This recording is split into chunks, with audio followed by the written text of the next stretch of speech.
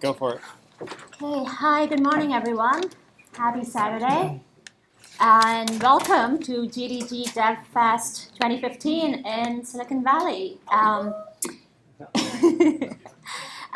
So it's really exciting to have you all here today. GDG Silicon Valley has grown to over 8,000 members now, and it's great community. We are hoping you use the day today to meet and connect with all of the community members and build some great connections and learn a lot about the latest and greatest in Google development technology. We've got all of 2.5 tracks for you guys in parallel going on today. So one track's obviously right here in Maxwell. Another track is in Crane Beach across the street, the building right behind you. And there'll be half track in the afternoon in the other building as well. So yeah, action-packed day today, lots of great speakers, lots of great technologies. So welcome. And to kick it off, we will have Todd talk to us about Go programming language. Todd is here all the way from Yes, right? Go Yes. Fresno. Oh, see? Rio's yes. I'm more Fresno. Yeah. Woohoo! Yeah, so Todd's a faculty in the computer science department at CSU, and we're very excited to have him come all the way from Fresno to Silicon Valley here to kick us off. Yeah. Welcome, Todd. All right, cool, great. Away. Yeah, thank you very much. Nice to be here. Thank you very much. Y'all figured I'd just start off with the giveaways right at the beginning, and you guys all get a gift for coming here early. And I'm going to give you each $240. And this is my course on Go, which costs $249. It just went live on Thursday morning, and it's on Udemy. And I already have like 200 students because I sent this out to like all of my former students, and a bunch of them enrolled in that. So, but I tell my students, like, hey, if you want off-hour help, if you want me to help you when it's not like my regular job, you need to bring me a 6-pack of New Belgium Slow Ride IPA. And that's $9. That's $9. People, why $9? That's $9 at Whole Foods. So if you want me to help you learn Go, you're going to have to bring me a 6-pack of New Belgium Slow Ride IPA, $9. So to get this discount, it's Let's Go. LETSGO. And so I'm going to cover some things about the language. Obviously, can't teach you the whole language in an hour. But you could come here and you could get some of the really solid fundamentals. Some of the things I really struggled with. As Rita said, I'm faculty at California State University, Fresno in computer science, adjunct faculty. I'm adjunct faculty there. I'm full-time tenured faculty at Fresno City College in computer information technology, where we teach a bunch of this programming stuff. So thank you, Rio. And anyhow, so that's the first bit. This is a really good course. And when I first learned Go, I struggled with some of the things which I wish there was a resource out there to teach me this stuff. And when I first started learning Go, there were no resources out there. There were no video trainings. Pluralsight, Udemy, lynda.com, nothing anywhere.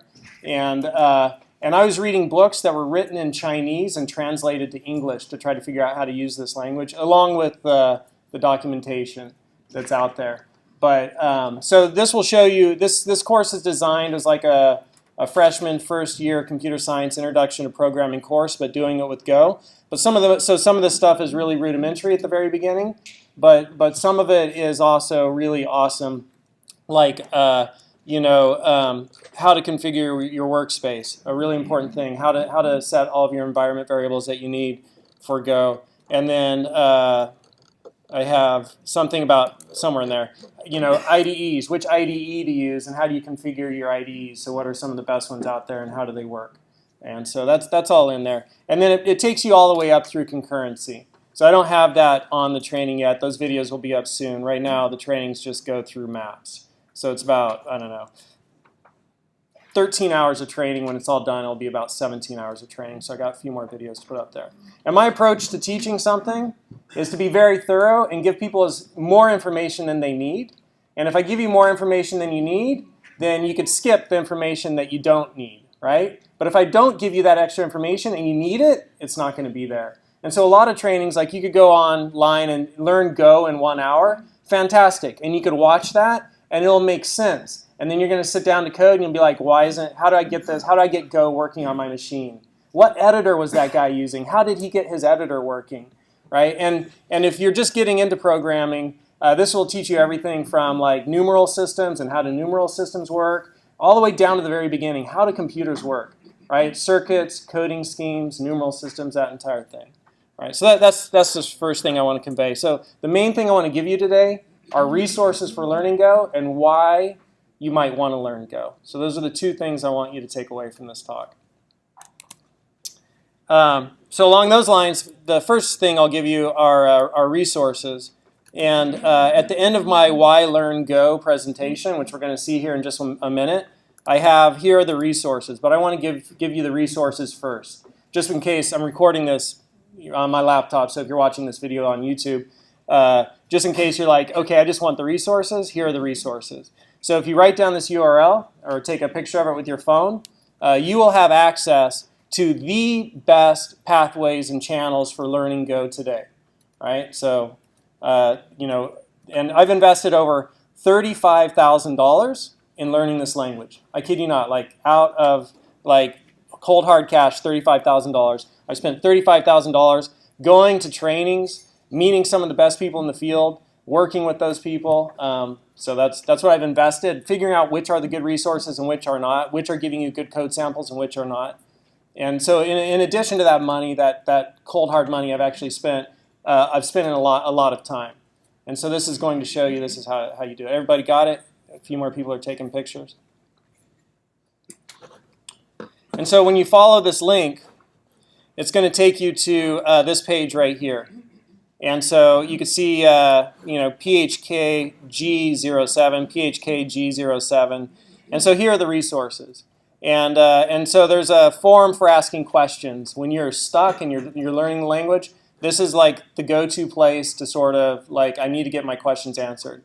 And people are really responsive in the community. And one of the goals of the community is to be a really friendly, helpful, welcoming, kind community. So, it doesn't matter how, what kind of question you ask or how rudimentary you might think it is. That's one of the goals of the community, and that's addressed from the top level down. Having a warm, welcome, opening, kind community, anybody could come. And so, for instance, I was coding late at night one night, asked a question like at 2 a.m. At 2:10 a.m., a guy from Australia who's like one of the heavy hitters in the Go programming language answered my question. And it's like, that's totally awesome. So that's the first great resource. Here you could find all the presentations. So I teach this. I teach web programming and advanced web programming at California State University, Fresno, using the Go programming language. And I also teach web programming at Fresno City College using the Go programming language. We've been doing it for, since January, so we've had 3 sections of classes go through. But here are the presentations that I use in those classes. And so you could look through this. And, if you want to like see how do I set up editors, right? Or if you want to and this is like awesome. I love this presentation, very thorough. But, if you want to see this welcome presentation that I'm going to give, like, why choose Go, that's right there. And then, JSON, routing and RESTful, HTTP, TCP servers, templates, how do you do templating, how do you use Google App Engine, creating a photo blog, right, data store, Memcache, Ajax, custom domains, like a whole bunch of really valuable stuff in there. And then the code, so the GitHub code, me on YouTube, we're going to see these in a second, I already have them open. Following me on Twitter, because I'm always posting new videos and stuff like that. Seeing an outline for, which course outline is that? Hold on. That's an outline for the training I did on Udemy. So these resources I put together for the Udemy training, they're my most current one. This is pretty cool if you're trying to share with somebody how numeral systems work, binary, hexadecimal, decimal. That's a really nice document for that. And then there's some exercises and some information on reference types. And this is from one of the books I'm going to show you in a second. So if you want a little bit of a preview under fair use and copyright law, right, I could give you access to a little bit of material for educational purposes. But here, this is an excerpt from the Balbert book. And so you could see a little bit about, the Balbert book, and I just really liked the way he talked about pointers and reference types here. I don't know how to leave this page. I hit escape, I hit down, I just close it with my X. There we go. And so here are the best books in the language. And the first one is, these two are my top two. Like, absolutely, if you're wanting to learn Go, you need to get these books. Donovan and Kernighan, I'm not sure if I'm saying that right, but you can buy it on Amazon. And also Go in Action by Bill Kennedy. And Bill Kennedy has become a friend of mine, and he's an outstanding, amazing programmer and trainer. And been with him on a couple of different corporate trainings that he's done, and he does a really great job of teaching people in a couple of days how do we use this language and get it up and running. And then The Way to Go is also a really nice book. All right, so let me just see a show of hands. How many people the information I've given you so far has been worth your time? You've spent 11 minutes of your life. You got value for your first 11 minutes, $240 and a clear pathway for learning the language. That's worth 11 minutes, right? How many people did not get value for your first 11 minutes? Raise your hand. Just curious. And be honest. I love it. I like asking these questions of my students. Did you get your money's worth? You gave me 100 minutes of your life. Was it worth it? Right? All right. What's up? The book in the middle, yeah. Go in Action, and then also, and you have, if you wrote down that URL, you have access to all this. Right, yeah, so there you go. So I'm doing a little bit of a study in sleep deprivation right now, where I'm the primary subject in the study. My wife and I have a 2-year-old and like a 3-month-old, and I got like 3 hours of sleep Wednesday night. I got a good 8 hours, Thursday night. Last night I got to bed 12:30 and up at 4:30, so I could drive up here. So if I'm a little bit punch drunk, that's what's going on. Or if I'm occasionally like, how do I close this? What's my name? That study never ends. It's awesome. I never knew parenthood would be so awesome. Like, people tell me parenthood before I was a parent, they're like, oh, it's so great being a dad. I'm like, dude, it looks horrible. It looks absolutely horrible. I want nothing to do with that. But, then my wife is like, I totally want to have kids. Have kids or we're splitting up. I'm like, totally, all right, let's have kids. It's fun making them. I think we're hardwired for that, right? If it wasn't, you'd be like, what's the point? You want me to do what? So then you have additional resources down here. And if you click additional resources, this takes you to this presentation. And at this presentation, there's just a few more resources laid out. And, and just it's laid out a little bit more detail, including the syllabus to my Fresno State class. And so, you can dig through here. A lot of the same links here on the syllabus to my Fresno State class, but it'll give you a couple different ways to reach the same stuff. So here's my YouTube playlist, and you could come in here, and so this is where I spent a vast chunk of money, was hiring Caleb Doxie. And Caleb Doxie is a black belt, 3rd degree, rock star, ninja, amazing programmer. And learning from Caleb was an incredibly humbling experience, because I'd have those moments where, he'd show some code, and then he'd give us an exercise, and I'd be working the exercise. And then he would come over, and I'd be like, I don't understand this. And he'd come over and say something to me which sounded like machine language, right? Just a bunch of zeros and ones. And then at the end of that, at the end of explaining it again for the second time, like, why didn't I get it the first time? At the end of explaining it for the second time to me, he'd be like, isn't that clear? No, it's not actually. But he's an amazing trainer, and we put on a summer web boot camp over this last summer, and he came to Fresno for 4 weeks, 5 days a week, 8 hours a day. So that's 40 hours a week, 160 hours of training. And that 160 hours, we captured all of it on video. And so here he is teaching everything, right? The beginning of the language, all the way up to building Twitter. We built Twitter. And to financial transactions with web apps. And TCP Redis servers. And just the whole deal, building a server up from the scratch. So Go suffers no fools. When you are able to do something with Go, you know it from the ground up, right? There's no kiddie daycare abstraction, use this function, it does everything for you. No, you got to know what you're doing. And this pathway right here shows you everything. So this is an incredible resource, and I've had the opportunity to spend this last semester going back through it and creating a lecture video outline of what's covered in each video. So that's one of the things you'll get at additional resources here. And then on the syllabus, you just get there to the syllabus and the syllabus. And then when you go to the syllabus, this is one of the links that's only on the syllabus, I think. Well, it's in other places, but this is probably presentation slides, videos, code, slides, videos, code, index of videos. There we go. And so this index of videos is a really helpful thing because it breaks out day one and what is happening in each video. And so you could go through here and you could do like a Control S. I want to see how to use OSRGs again. Oh, there's that video, right? Or you could scroll all the way down and see like how do you structure schemaless data storage to scale? And there's Caleb talking about that. Or how do you use WebSockets, long polling and channels? Okay, here, go check it out, right? There's the video that does that. So that's super useful. This was like just some trial videos that I put together before creating my Udemy training, but some interesting information in here. This was a presentation that I gave at Silicon Valley Code Camp, which was 2 hours long. So that's like the 2-hour presentation of building web apps, and that's going to take you through all the code in my GitHub account, which I'm going to show you in a second. All that code is right here in Silicon Valley Code Camp 99, right? And so that presentation will take you through all of that code. And then somebody was asking, hey, what's that song? I really like that song. Tracks to Code by right here, first song. That's one I was playing right before this all started. And then here's Build Web Apps with Golang. These are the lectures from my Fresno State class.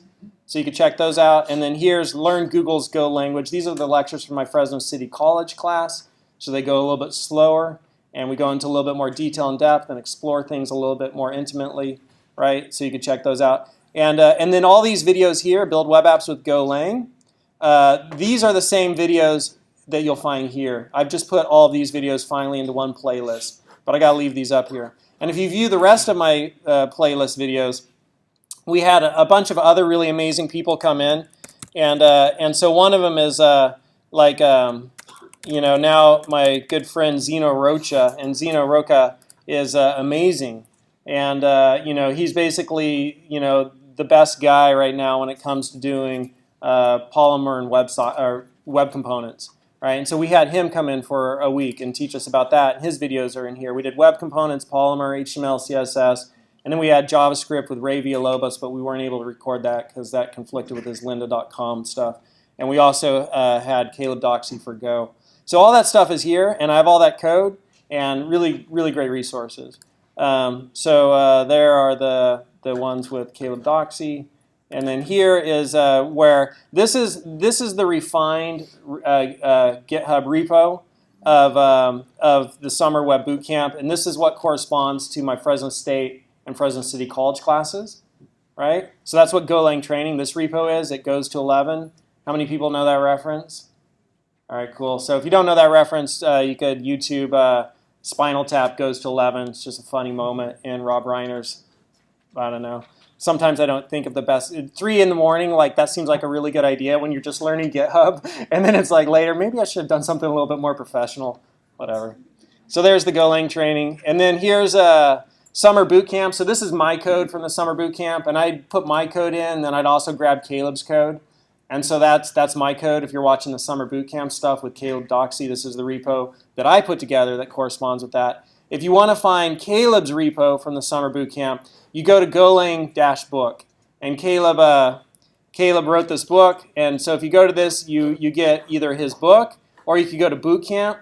And so if you go to the Bootcamp link, it takes you here. And then at the Bootcamp link, you have the source code is available on GitHub. And that takes you to his repo. And so that's his. Some people are like, where's his code from Bootcamp? And that's it right here. So it's at this repo right there. But that's how you get there. And then he has an outline of everything he covered in Bootcamp. So this is another place to check, sort of like, hey, I want to do some of the exercises that he assigned, or I want to, just sort of see how he presented stuff and what order and where would I find this. And that's right here, which is the, that link right there will take you to that. And if you want to email him, he's got his email address there. And he's a super busy guy, but he's also super nice. And so he tries to balance out in his life, but he's pretty responsive. And, you could try your luck with that, sending him an email. And so another really helpful resource that that me and my students, I encourage my students to refer to, is just Go by example. So this is a really great place. It's like, oh man, how does structs work again? What's the syntax on that? And you can come in here and it breaks it out. Okay? So that's another really helpful resource, Go by example. And then of course, golang.org, the official website of the Go language. You come here and there's a lot of really good stuff. And so what you will find here is the Go blog, right? So right here, blog, Go blog, a really great place, and the blog index right there. Go to the blog index, and then I want to learn about maps, right? And okay, Go maps, right? And these are written by core people on the team. So Andrew Giron, wrote that one, or Rob Pike will write these. And so it's like this is really the horse's mouth right here. And I hope they don't take offense that I just compared them to horses. They're really smart horses. They're workhorses. They're the workhorses that you want working for you. And then also at here you have documents, which takes you to the documentation page. And so this is where you really want to come for, again, the definitive source and how am I supposed to learn things about this language. There's getting started. There's a tour of Go, how to write Go code. And then there's a document called Effective Go. And Effective Go and the Golang spec are really the two things I look to when I'm like, how am I absolutely supposed to do this? Effective Go and the Golang spec are the two places I look for that. And then down here you also find package documentation. And that'll take you to the standard library. And then once you're at the standard library, you can also come down here and you can look at other packages. And so when you go to other packages, you'll see things, like crypto, build, mobile. That's interesting. Mobile? They have a mobile package? Experimental support for Go on mobile phones? Huh. Right? And then you come in here and you get taken to this X kind of place, right?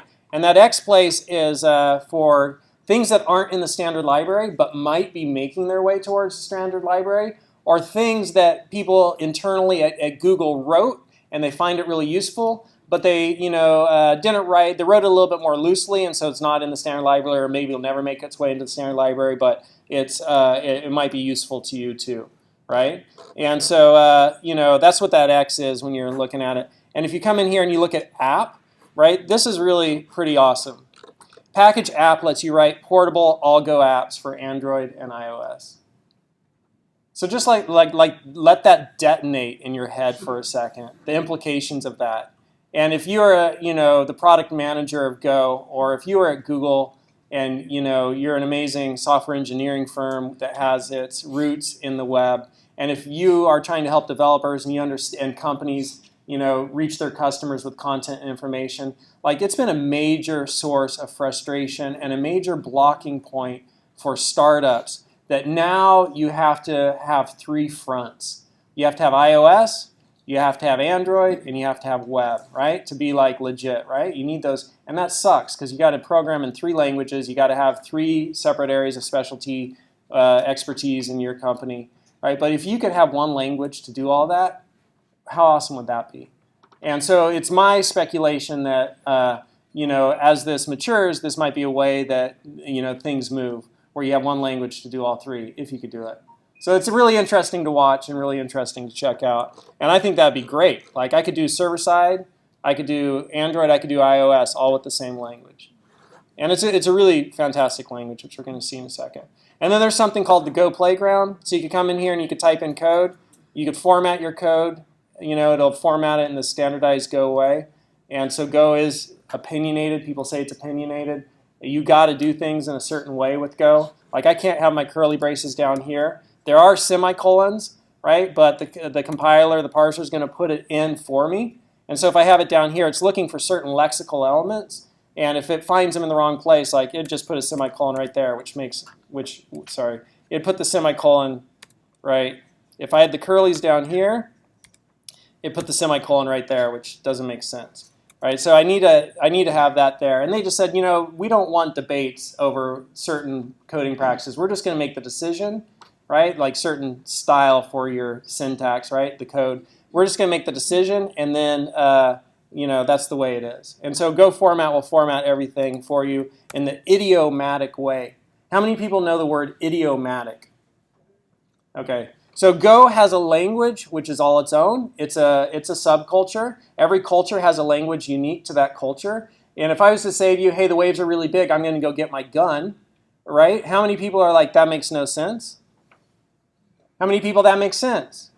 We got a surfer in the room. We got a couple surfers in the room. So there's a famous saying from like the 50s or the 60s when Greg Knoll was the big wave surfer. He said, if you're going to go hunt, they're like, why do you use such a big board for these big waves? He goes, if you're going to go hunt big elephants, you need a big gun, right? And so surfers always talk about their big wave boards as guns. So when you're going out to surf big waves, you bring your gun. But every subculture has a language all its own. So programming is a culture, and it has a language all of its own.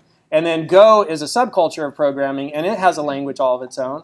And so, there's a language for talking about Go. And I know somebody who's been programming for over 2 decades. And he says, and he's an incredible programmer, and that's what he does with his life, right? And when he started learning Go, he said, I could not understand the language spec for 6 months. It took him 6 months until he understood the language spec. Because there's words in there like idiomatic, right? And sometimes I'll make a joke of that and say idiomatic, idiotomatic, right? When I'm not getting things right, it's idiomatic code. Not idiomatic, but idio. You get it. So, anyhow, so idiomatic is like one of the words that's used. And idiomatic comes from idioms, and idioms are patterns of speech, right? So, hey, there's an idiom to say this or that. And so idiomatic code, when if I had it like that, that's not idiomatic. But if I run format, automatically formats it for me. I could also have it optimize my imports automatically right here. And so as I type a little practice code here, it'll do my imports. It won't do code completion for you here. But the neat thing about this is you can put a code sample up and then share it and then copy that and send it to somebody. And it always exists there for them to go look at, change it, and then send you back the changes, right? So if you have a question, it's like, hey, can you take a look at this code? And then somebody, oh, here's the change, and then send it back. So it's a nice playground to put up sample code. So that's a pretty good introduction to getting help, and that's the first thing I wanted to cover. And look at that, man, we're doing awesome. It's 9:27 a.m. and you now have the resources. If you decide you want to learn this language, you have the resources to really start learning it well, not waste your time with the wrong books, the wrong materials, trying to find materials, right? And I spent a lot of hours on that path. Like I said, when I started out, I was reading a book that was written in Chinese originally and translated to English. So resources, don't that, and why Go? Why Go? So how many people have? Just wondering, how many people have already programmed in Go? Cool. So a couple people. So most people in here have never programmed in it. So if you're thinking about Go, I really like again at golang.org. I really like under Documents they have a FAQ. Frequently asked questions, and then inside here, what is the history of the project? Is that what I want? Yeah, what is the history of the project? I really like what this says right here. No, this one. Why are you creating a new language? Go was born out of frustration with existing languages and environments for systems programming. Programming had become too difficult, and the choice of languages was partly to blame. One had to choose either efficient compilation, efficient execution, or ease of programming. All three were not available in the same mainstream language. So think about that for a second. Efficient compilation, efficient execution, or ease of programming. All three were not available in the same mainstream language. Programmers who were choosing ease over safety and efficiency by moving to dynamically typed languages such as Python and JavaScript rather than C++, or to a lesser extent Java. Go is an attempt to combine the ease of programming of an interpreted, dynamically typed language with the efficiency and safety of a statically typed, compiled language. It also aims to be modern with support for networked and multi-core computing. Finally, working with Go is intended to be fast. It should take at most a few seconds to build a large executable on a single computer. To meet these goals required addressing a number of linguistic issues: an expressive but lightweight type system, concurrency and garbage collection, rigid dependency specification, and so on. These cannot be addressed well by libraries or tools. A new language was called for. The article Go at Google discusses the background and motivation behind the design of the Go language, as well as providing more detail about many of the answers presented in this FAQ. So, and this article, Go at Google, is also really great. And if you come down here and look at composition, not inheritance, I think this is a really good, fun place just to start when you oh, should I read this article? Start right with composition, not inheritance, because this really kind of talks about one of the core things about Go, one of the main sort of tacks they took when creating the language and diverging a little bit from traditional OOP and making it more rooted in types. And you're working with types, and you create values of a certain type, right? And it's all about type, and it's all passed by value. It's type and pass by value, type and pass by value. And that probably doesn't make any sense, but if you just kind of keep that in your head as you're learning language, it's all about type, and it's all passed by value, right? Again, the language for talking about Go, they make some distinctions about the phrases, the idioms they use to discuss things. And so those phrases might help you. It's all about type, and it's all passed by value. Everything is passed by value in Go. All right, so let's learn a little bit about why Go. And I think that first introduction was pretty awesome. So for me, Go has amazing credentials, right? And I say Go was invented by geniuses. Ken Thompson, Rob Pike, Robert Griesemer, right? These are some of the same people who created some of the most fundamental, foundational things in computer science. C, Unix, UTF-8, right? Like Ken Thompson helped create C, Unix, and UTF-8. Rob Pike helped create Unix and UTF-8. You know, Robert Griesemer, JVM, Hotspot. Like these people made some of the biggest helped contribute to some of the biggest contributions in computer science.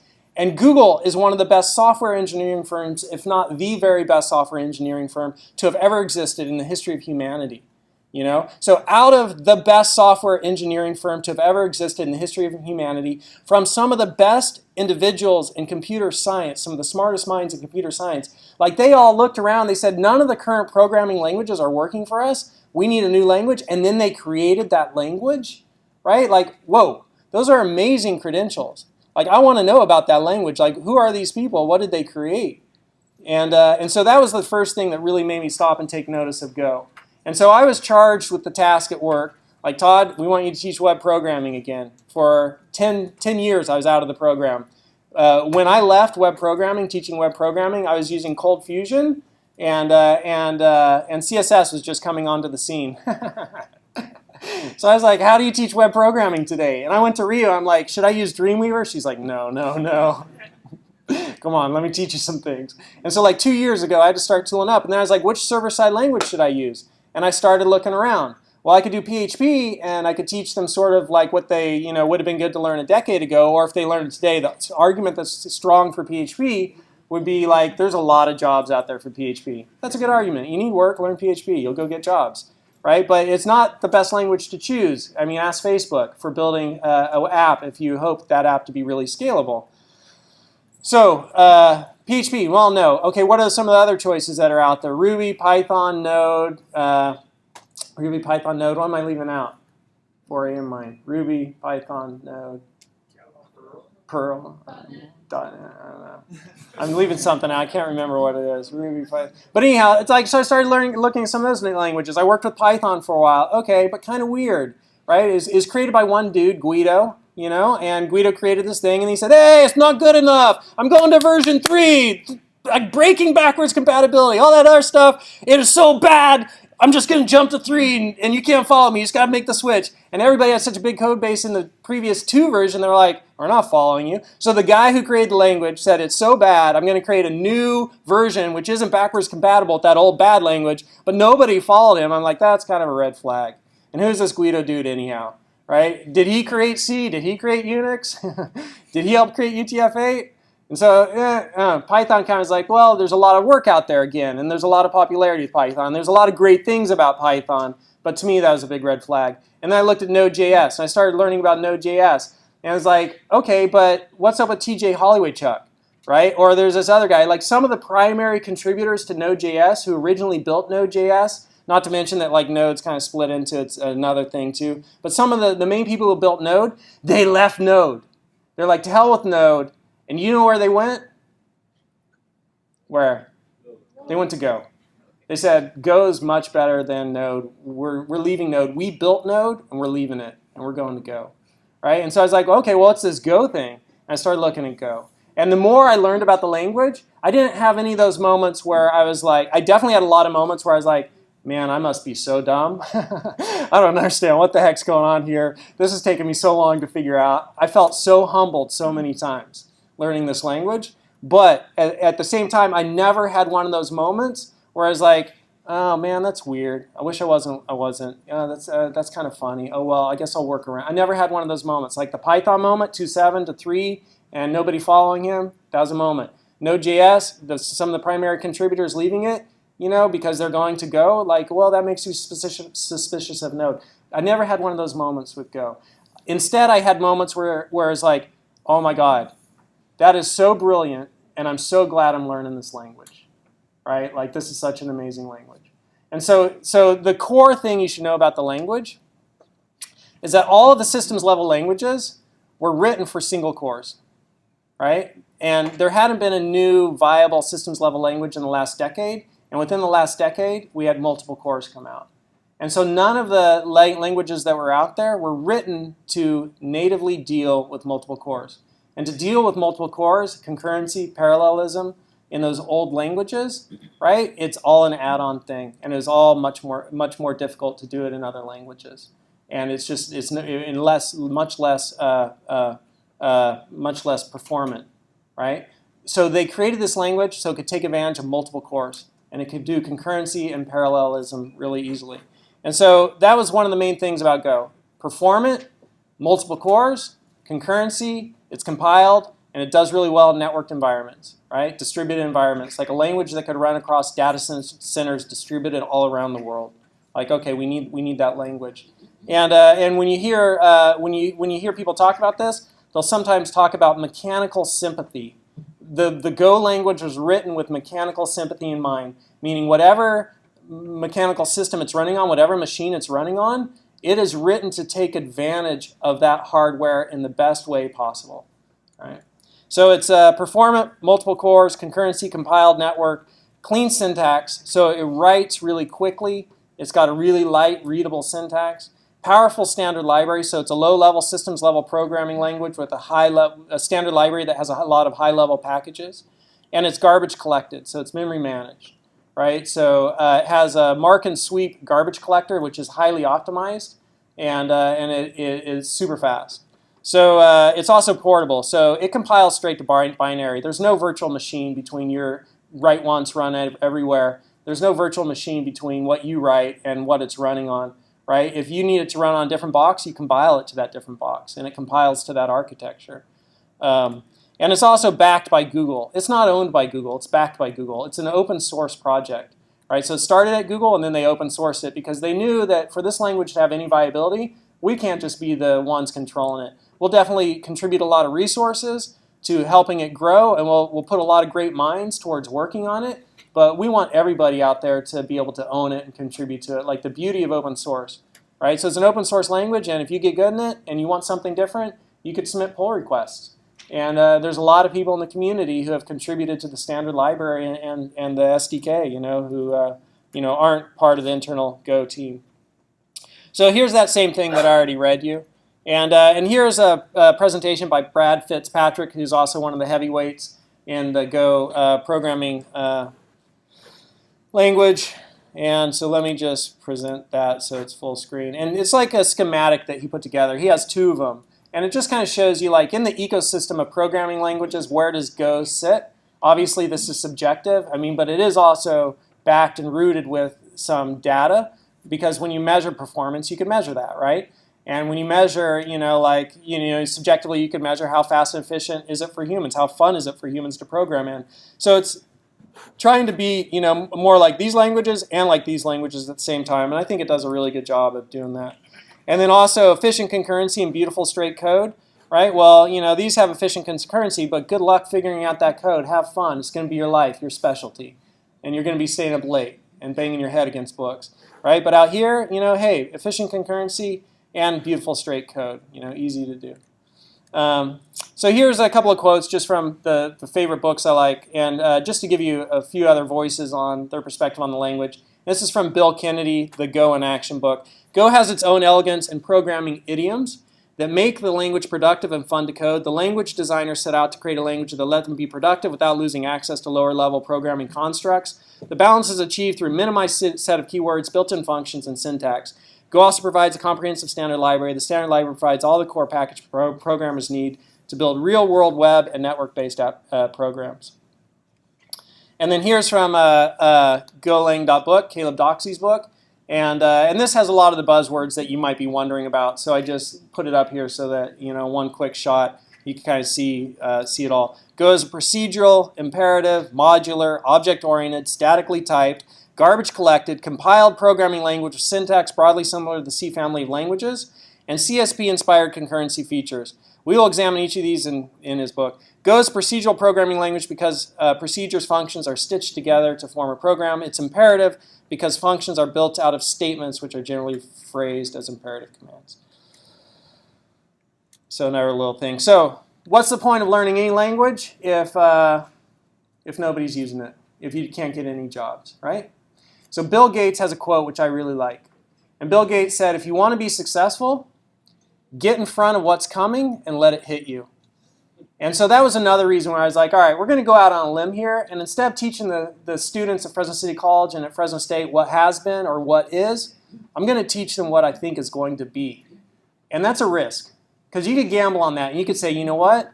Beta is the better technology and it's the wave of the future. And you just got your ass kicked because VHS won. Right? Do you guys know Beta VHS? Am I dating myself here? Right? Beta was the better technology. Or you could say, hey, you know what? Unix-based operating systems are the wave of the future, and Mac has got that. I'm betting on Mac to be the thing that everybody's going to adopt in the personal computer marketplace. Nope, you lost. Windows was.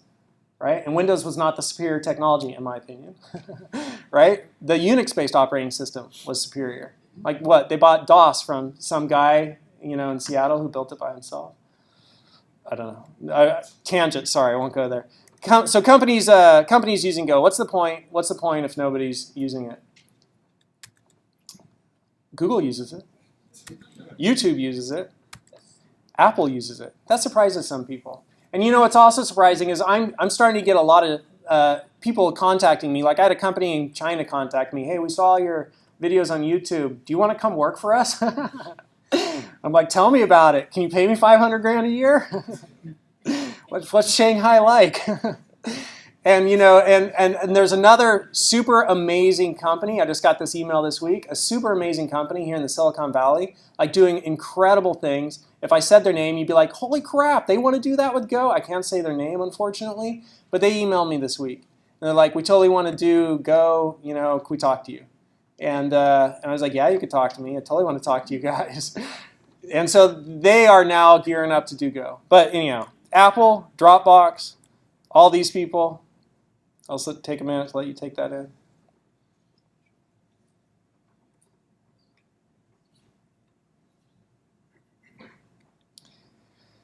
Docker, Flipboard, Firefox, The Economist, Getty Images. The New York Times is hugely invested in Go. Hugely invested in Go.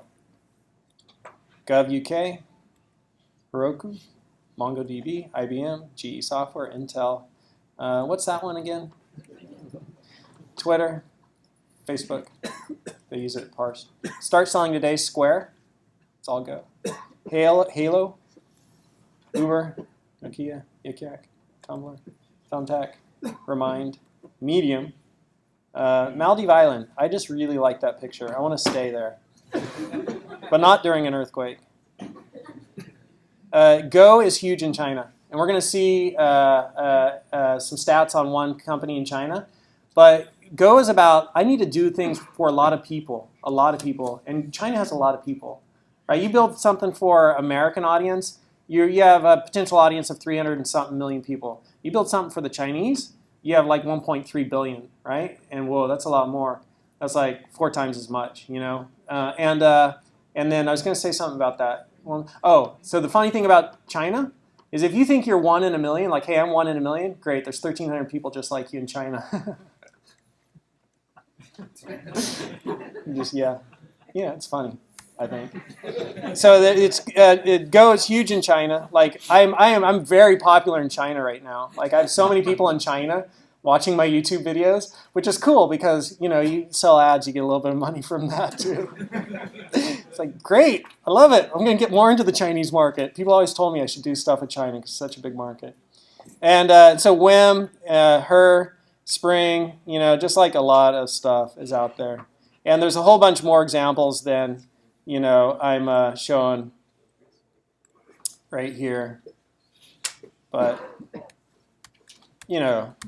it is very much that thing of if you know it. Like I went to a training for Go, and there was a gal in there who had been to that training once before, a 3-day training. So she had 6 days ago, and a company so badly needed a Go developer, they hired her with 6 days of experience on the language, right? She's in her late 20s and has a comp sci background, has some engineering experience. But whoa, 6 days with Go? It's like, get in here, we need you, come on, let's go. We don't care, you can learn it with us. We're doing it in Go. And so here's the farewell to Node.js. This is a link. You could actually click it, and it takes you to the Medium article from TJ Hollywood-Chuck, where he's like, hey, I built Node, and screw it, I'm going to Go. And then, here's somebody else commenting on TJ Hollywood-Chuck leaving, and then, there's another dude, Felix Dyson, who is also a huge contributor to Node, who left for Go. So what other language is used for all this? Web apps, network servers, mobile apps, machine learning, image processing, load balancer, system admin, hardware scripts, crypto. Whoa, right? So here's that quote from a Chinese company. Initially, our Go-based system ran on 20 servers with 20 million real-time, 20 million real-time connections on 20 servers. Holy cow, that's amazing. The system sent 2 million messages a day. Oh, holy cow. The system now runs on 400 servers supporting 200 million real-time connections. What the hell? Are you kidding me? It sends over 10 billion messages daily. So you can read about that here at the Go blog. Follow the link right there, and you can see the source. Yeah, that's showing up on your screen. So here's a review. You guys have an amazing pathway to learn Go if you want to start learning Go. And it's, in my opinion, I think it's something that's coming. It's been rising in popularity. A lot of big companies are adopting it. And Golang is awesome. That's the review. Holy crap, a lot of great companies are already using Golang. And you should have already learned Golang a year ago, but at least you're starting now. And you're still very much, at the forefront of the community. The community is still really growing. Like I've only been involved fully for about a year. Right, like teaching it for a year, and it's like I know like so many people in the community, and it's like it's really cool. So it's still a really small community, and the challenging thing is because it's starting out, you're like, oh, how do I do that? And you go look for a code sample, and it's like, no, right? You look for that code sample in PHP, there's like 800 versions to choose from, right? But in Go, it's like, all right, well then, how am I going to code it? How will I be the person who provides that code sample? And then once you've written it, put it out there and make a video about it on YouTube. It's like, hey. If you're wanting to do, this with Go, here's the video to watch on it. Somebody emailed me recently and said, holy crap, man, it seems like whenever I search for a Go video, you're the one who comes up. I'm like, cool. That's all I do with my life. I teach it, I record it, I put it up. I'm glad I'm able to provide you with the resources that weren't there for me when I was learning the language, because it was a pain without those resources. And so we already saw the resources, but there's the link again if you came in late. So I'll just leave that up for another moment if you want to take a picture of it. These are the code pathways, the resources for learning the language, that short URL right there. We're at 9:48. Does anybody have any questions? How would you compare this with Apple Swift? I haven't programmed in Swift. I know Swift comes, it's for doing your iOS. So I don't have a basis to say. I haven't looked at metrics for performance. I don't know if Swift. Do you work in Swift? What do you have to say about it? Between the two programming languages. So if you're wanting to build iOS apps, Swift is obviously the choice. And if you wanted to sort of gamble a little bit, you could try doing iOS apps with Go. It's still in beta. So you're probably not going to have access to the same amount of functionality, and you're going to have a lot more hurdles to cross, but I don't know. Eventually at the end of the day, you got to make rent, right? So what pays the bills? And then what's in demand, and where can you get work, and what's your specialty, and what do you want to do? Like all those factors obviously come in. So if you're wanting to do iOS, Swift would 90% be the choice. And keep your eye on this and maybe start learning it on the side and play around with doing it in Go. Because, yeah, I think it's coming. What's up? Go is a language designed for systems programming. So if you're an application developer, you're building websites, then why not choose another language which is meant for application development rather than systems? Yeah, so why choose Go for web apps? And I chose Go for web apps because I think in extremes.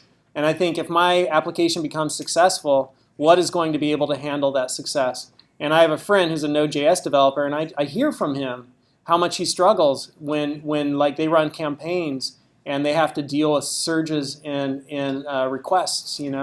I hear from him how much he struggles with that. And so again, just the credentials of Go, like the people who created it and the company it came out of, and then the fact that it is built to be really performant in a networked environment, and the fact that you can build web apps in Go just as easily as in any of those other languages once you figure out how to do it.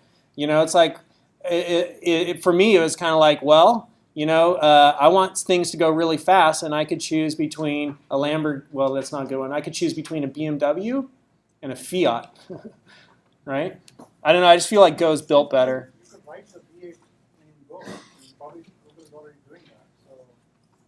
So you have a little layer of abstraction on top, but it won't be too much. Yeah. You can parallelize your job across the cluster by Yeah. taking one Yeah. process Yeah. to a particular CPU core. Yeah. So yeah, I don't know. You got to make the choice, and for me, I don't know. It seemed like a better choice, particularly because like some of the contributors, main contributors for Node left and all that. Would you say for web development, just servers? Yeah. No, it doesn't do client side. So just server side. You're doing everything on the server, and client side still very much JavaScript. Where do people host this? Yeah, so great question. So, it compiles down to binary, and it's your server-side code and it's your server all built into one. So that also makes it more performant. And so you compile it to binary, and you could go to some place like DigitalOcean and create a drop and set up a Linux box and configure it, and there you go. And Caleb's got videos on that. And if you go search those video indexes, he shows you how to configure on a Linux box on DigitalOcean your Go thing. Personally, I teach students at City and Fresno State to use App Engine. So you could use, Compute Engine or managed VMs somewhere between IIS and PAAS. And, but App Engine makes it really easy, and there's a lot of really wonderful services that they create for you. So you just write your Go code and then deploy it to App Engine and have a domain and point it to the domain, and bam, man, you're running. And so, yeah. So one of the things about web apps is a lot of front-end code. So which kinds of languages or frameworks does Go integrate well with? Yeah, so Go is most of those front-end frameworks are going to be doing AJAX stuff with JSON, and so that's just like getting receiving requests and sending back JSON, and so Go is going to interface with anything that interfaces with AJAX JSON, and so you could do like Go and Angular, Go and React. You could do Go and just plain old vanilla JS, which is kind of like the way I like to do it. And then with what Google's doing with mobile right now and AMP, accelerated mobile pages, they're really backing off on client-side JavaScript and custom-written JavaScript, and they're saying if you have web components, okay, you could stick that in with accelerated mobile pages. But I'm kind of old school. And I kind of think that my app should be awesome enough and my server should be awesome enough that I should be able to deliver most of the content through just server-side requests and a little AJAX, right? And what else do I need? And then just build it straight up HTML, CSS, and have a nice looking page.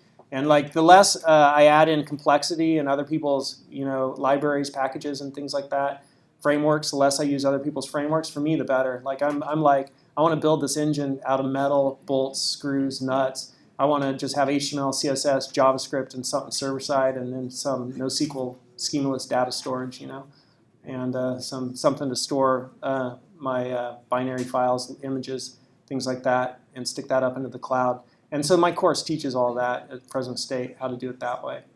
And we're going to cover in not this week, but the week after, doing the DigitalOcean stuff. So you'll see, if you subscribe to me on Twitter, you'll see those videos come up about configuring your app to deploy it on DigitalOcean on a Linux box. It's a little bit of an involved process. Great question. Yes, what's up? Is Go testable? Is Go testable? Yeah. Is there an IDE framework?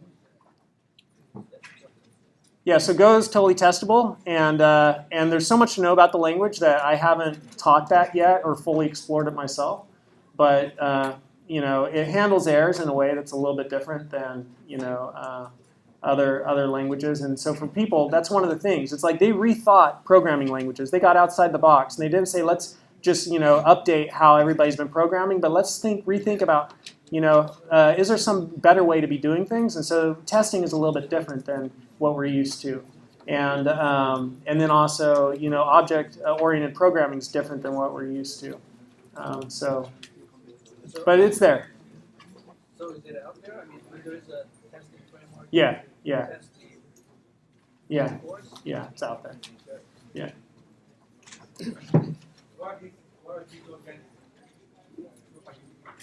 Say that again? What are the disadvantages? Oh, the disadvantages of the language? It's a new language. And so there's not a lot of, there haven't been clear pathways. I'm trying to provide clear pathways now. Wow, did I just get, no, I'm still there, okay. And there's also not as many code samples out there. And there's not as many oh, here, just take this and modify it to your need kind of framework things, So those are some of the disadvantages. That's a great question too. Some people want generics. Some people really whine I want generics. I want generics. And they aren't saying no to generics, but they're saying, wait and see. Let's see if it works the way it is and see if we really need to add them in. So some people complain about that. Some people complain a little bit that it's, it has some opinions about how things should be done. Like you need your workspace set up in a certain way. And so you have to set your workspace up in a certain way, and that's for package management and namespacing. So those are some of the things that people complain about. Hey. Is the language spec finalized, or it's Yeah, it's totally done. It's Okay. totally done. okay? Language spec is finalized. The standard library is finalized. Yeah. Okay. Yep. Any others? All right. Thank you very much for coming. My name's Todd McLeod. Thanks.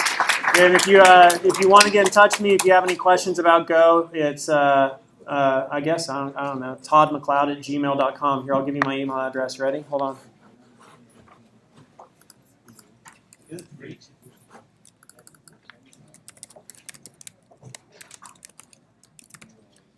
There you go. And you could get to me through Twitter and all that stuff. So.